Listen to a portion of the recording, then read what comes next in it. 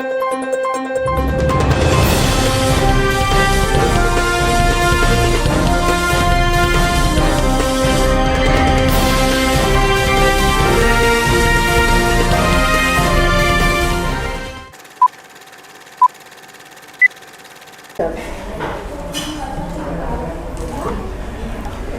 pembaca Batam Pos, ketemu lagi dengan saya Juanda di Hot News 9 Juni 2023. Di Hot News ini saya akan berbincang-bincang dengan Bang Nur, koordinator liputan Batam Pos. Nah, sebelum saya ke Bang Nur, saya ada mau lihat nih, ada email yang masuk. Wah, ada sekitar 32 berita yang sudah masuk ke email Batam Pos hari ini. Berbagai macam berita yang masuk. Nah, ada beberapa berita nih, ada operasi pasar murah, ada juga tentang berkas perkara korupsi hibah, lalu juga ada tentang dari KPU, lalu juga ada tentang pencabulan dilakukan oleh pencabulan anak kandung dilakukan saat ibunya bekerja, lalu juga tentang PPDB masih ada. Nah, yang terbaru nih ada yang lagi nih, kedatangan Menteri KKP Wahyu Trenggono. Ngapain nih Menteri ini ke Batam? Halo, Bang Nur? Siap. Nah, Bang Nur, saya langsung ke Menteri ini aja nih. Okay. Menteri KKP Wahyu Trenggono ke Batam. Iya. Ngapain sih Menteri ke Batam, Bang? Ya. Ada yang dikejar, ada yang mau disegel, atau ada yang mau diapain? Iya. Jadi agenda Pak Menteri ternyata cukup banyak ya. Tapi agenda utamanya salah satunya adalah sosialisasi soal PP 26 tahun 2003. Oh, yang lagi ribut-ribut ya. Lagi hangat-hangatnya ya. Tentang rencana eksplorasi dan eksplor pasir laut Kepri. Dia ke Kepri karena salah satu titik yang akan dikelola pasirnya itu adalah Kepri, terutama di 3 titik, Karimun, Batam, dan Lingga gitu. Nah, tadi itu kayaknya ini ya semacam pemberian sosialisasi ke para pemangku kepentingan di sini tentang PP itu. Ya orientasinya tentu mereka pengen PP itu didukung gitu loh. Sementara kita kan banyak pihak, ada beberapa pro kontra ya, tapi di Kepri ada pro ada kontra. Iya. Jadi yang oke lah, pemerintah silakan saja melakukan sosialisasi, tapi kita tetap pada komitmen bagaimana kelestarian lingkungan dan Laut Kepri tetap terjaga gitu. Kedatangan kondisinya baik-baik saja ya. Apa kedatangan menteri ini untuk membuat yang kontra menjadi pro? Ada kemungkinan. Kalau saya menyebutnya ini semacam brainwashing ya gitu. Jadi bagaimana memberi, karena yang didatangkan ada profesor, orang-orang hebat semua ya, orang hebat semua ya. Tapi yang pro ya. Ya tentu yang pro gitu kan. Tapi kan kita juga punya narasumber sebelumnya yang juga akademisi bahwa yang menyatakan bahwa laut kita ini baik-baik saja gitu. Oh ya, dosen rektor umrah ya. Ya. Laut Kepri ini baik-baik saja, tidak perlu diganggu, sedimentasinya tidak perlu diangkat karena justru akan merusak lingkungan gitu. Oh, berarti bisa Laut Kepri masih kondisi baik, jika melakukan sedimentasi malah merusak yang sudah baik itu ya? Justru merusak. Berarti tidak sedimentasi tidak perlu loh. Tidak perlu, kecuali mungkin pada titik-titik yang memang bisa dilakukan, misal pendalaman alur Pelabuhan Batam Center, yang dari laut ke arah Pelabuhan Batam Center, Harbor Bay, pokoknya titik-titik pelabuhan internasional yang memang kalau memang dari hasil analisisnya terjadi pendangkalan, ya sah-sah saja yang bagian itu ya. Tapi kalau digalang, rempang, itu masih cantik, masih bagus-bagus, masih justru terjaga. Itu akan menghilangkan pantai-pantai yang indah, yang landai. Itu berbahaya gitu. Ini kayaknya topik yang menarik dibaca oleh pembaca Batam Pos untuk esok hari nih kayaknya. Ya, betul, nah Bang, selain kedatangan Menteri KKP Wahyu Trenggono, ada lain nggak? Ada isu lain yang mungkin? Ya, jadi tadi Pak Menteri juga melakukan penyegelannya. Banyak agenda ya? Penyegelan area reklamasi seluas 3.000 hektar di samping gedung Sumatera Expo. Luas karena dia ada itu, perizinan yang belum mereka kantongi, tapi sudah melakukan reklamasi, jadi itu disegel. Kemudian ada pengambilan sampel pencemaran di Tanjung Bemban, yang sebelahnya Golden Brown, agak-agak mendekati Sengkuang gitu loh, karena ada dugaan pencemaran di situ. Kemudian ada juga penyegelan komoditas perikanan impor 20 ton di salah satu perusahaan di wilayah Tanjung Kuncang. Pada prinsipnya mereka ada perizinan yang belum mereka lengkapi, tapi sudah melakukan aktivitas. Jadi Menteri juga menyegel itu. Banyak ya agenda Menteri kita di Batam ya. Tapi saya kira itu hanya agenda tambahan, yang terutama adalah bagaimana menggolkan PP 26 tentang pengurukan pasir laut untuk kebutuhan ekspor gitu kan. Semoga PP ini memperhatikan juga lingkungan kita ya Bang ya, karena lingkungan Ya. untuk masa depan ya.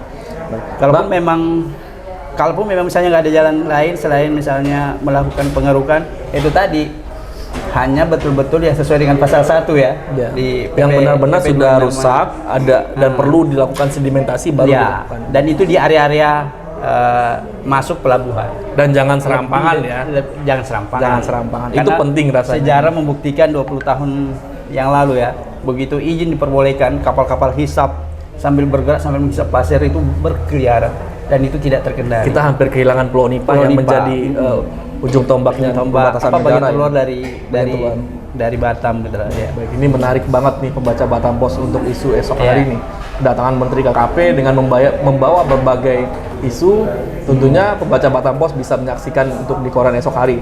Nah, selain isu kedatangan Menteri KKP Wahyu Trenggono nih Bang, ada berita lain nggak Bang? Hot news yang lain yang perlu dibaca Iya. oleh pembaca untuk esok hari? Ya, untuk kebutuhan pembaca di Metropolis, khususnya Batam ya, ini sebenarnya udah lama kita tunggu ya, dengan kenaikan harga-harga, terutama telur yang mencapai 63.000 per papan. Nah, ini sudah akhirnya pemerintah Kota Batam sudah memutuskan akan menggelar operasi pasar. Ini juga salah satu langkah untuk mencegah inflasi ya.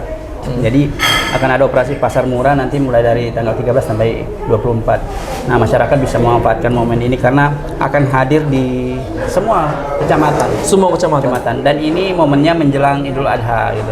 Berarti Jadi, sangat membantu masyarakat. Ya, sangat membantu. Nah, kabarnya nih harga telur lagi selangit lagi nih Bang. Ya. Sempat turun, naik lagi. Sempat turun, sekarang menyentuh sebab 63.000 telur ini kan makanan per sejuta umat kata Iya. tempat kita bahas di Iya, segmen betul, berapa betul, waktu dulu ini kan karena Betul. kalau tidak ada ayam telur pun jadi. Iya, betul. Nah, ini naik lagi nih. Apakah di operasi pasar ini ada telur yang akan Iya, nanti kan? karena operasi pasar ini melibatkan distributor, nanti akan ada juga operasi pasar. Di operasi pasar itu akan tersedia juga telur dengan harga yang terjangkau ya, yang tidak seperti sekarang 63.000. Ini nampaknya harga distributor karena melibatkan semua distributor yang ada di Batam. Nah, masyarakat pembaca Batam Post bisa membaca untuk esok hari nih ada berapa titiknya di mana aja untuk operasi pasar ini bisa nantikan dan baca untuk Batam Post esok hari.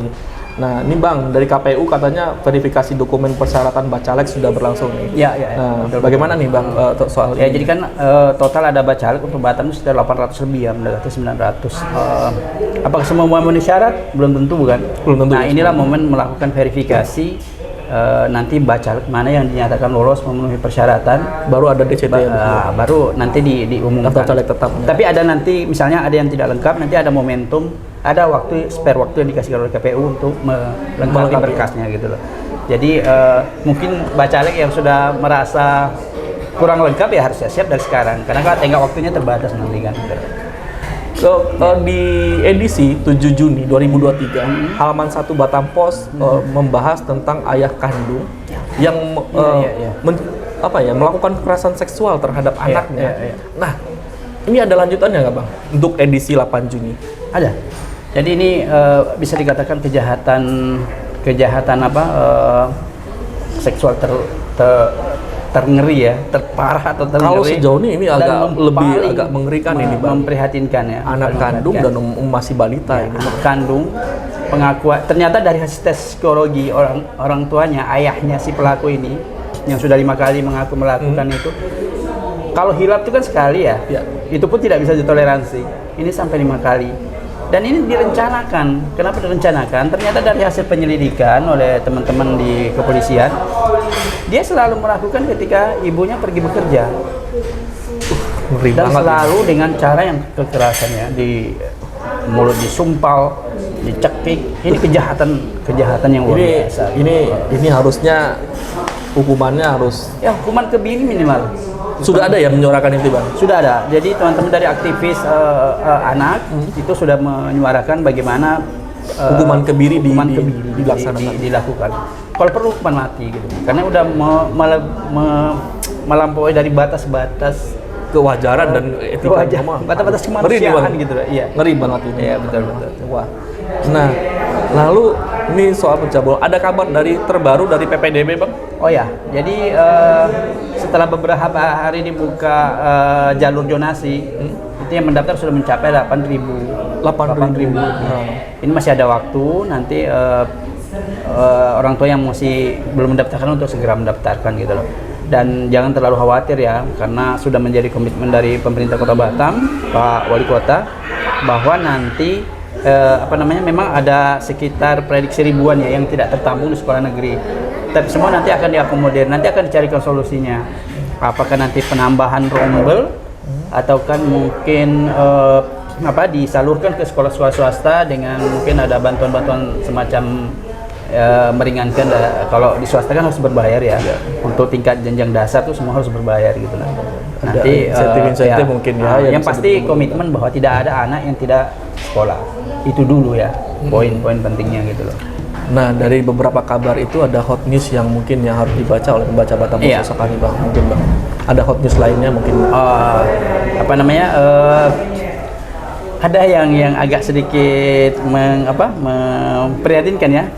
Saya juga nggak nyangka di Kota Batam, kota yang modern seperti ini, ternyata ada masyarakat kita sekitar 10.639 kakak yang belum memiliki jamban. Waduh. Di kota modern metropolis, di samping Singapura, Malaysia. Ternyata ada sebuah kakak. penelitian itu mengatakan kondisi jamban itu mempengaruhi kesejahteraan dan kesehatan masyarakat. Kalau ada 10.000, wah ini angka yang luar biasa nih Bang, tidak punya jamban gitu. Tidak punya jamban. Berarti gitu, ini bisa mempengaruhi kesehatan dia, bisa mempengaruhi kesejahteraan dia dong Bang. Betul, karena dia bisa jadi membuang sembarangan ya? Iya, di sembarang tempat, mungkin di saluran air ataupun di area-area yang mungkin misalnya di saluran air hilirnya itu sampai ke dam Duri Hangkang misalnya kan. 10.000 ini apakah masuk dalam catatan yang kemiskinan ekstrim itu kah? Iya, dia. Apakah mereka masuk dalam itu? Dia masuk kategori ini karena umumnya mereka ini yang tinggal di perumahan liar ya. Kalau istilahnya sini ruliga gitu. Nah, mereka inilah yang masuk kategori ini. Karena kalau yang di perumahan yang sifatnya perumahan seperti BTN itu semuanya udah dilengkapi jamban. Berarti di rumah. Ada langkah pemerintah nggak Bang? Nanti pemerintah sudah mencoba mencarikan solusi. Salah satunya misalnya melibatkan beberapa perbankan dan pihak-pihak swasta maupun BUMN. Nanti melalui program CSR mereka membantu warga untuk membuatkan jamban. Ya itu salah satu solusi yang dilakukan itu. Oke. Siap. Oke Bang. Nah, pembaca Batam Post, udah dari bincang-bincang saya ini ada banyak berita menarik nih untuk dibaca dan layak dibaca untuk esok hari di koran Batam Post. Nah, banyak banget berita-berita bagus ya Bang untuk esok hari ini Bang.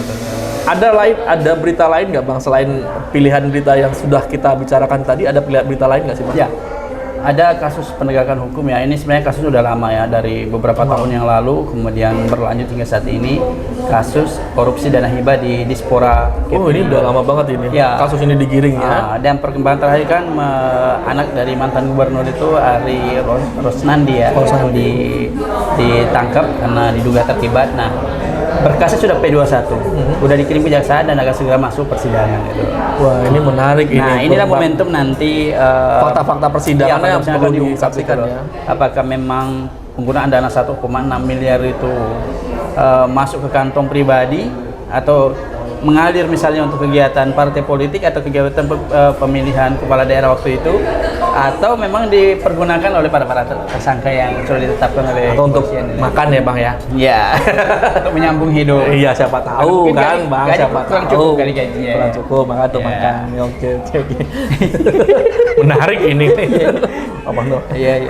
Fakta persidangan. Nah, membaca Batam Post, fakta persidangan kasus dugaan korupsi Dispora ini menarik dibaca nantinya oleh pembaca Batam Post. Nah, demikianlah bincang-bincang saya dengan koordinator liputan Batam Post Bang Muhammad Nur. Selain bisa membaca melalui koran Batam Post esok hari, dapat memperbarui informasi melalui batampost.co.id. Sekian pembaca Batam Post, salam redaksi.